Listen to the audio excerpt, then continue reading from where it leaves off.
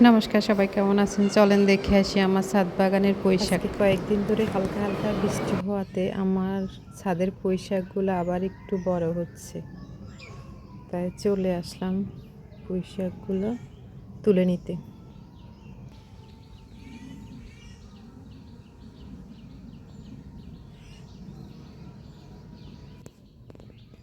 পুঁইশাকের আগা ও কিছু পাতা তুলে নেব। এই গাছটা থেকেও কয়েকদিন আগে তুলেছিলাম, তাই এখন অনেকগুলো আগা বের হয়েছে। দেখতে অনেক ভালো লাগছে, নিজের গাছের শাক।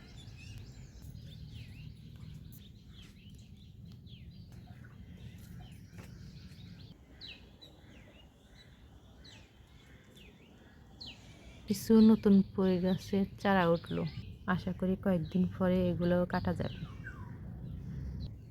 ফুল গাছের গোড়ায় গোড়ায় আবার এই ছোট ছোট শাকগুলো উঠলো, এগুলা দিয়েও ঝাল বড়া খেলে অনেক মজা হবে। দেখি এগুলো তোলা যায় কিনা আজকে।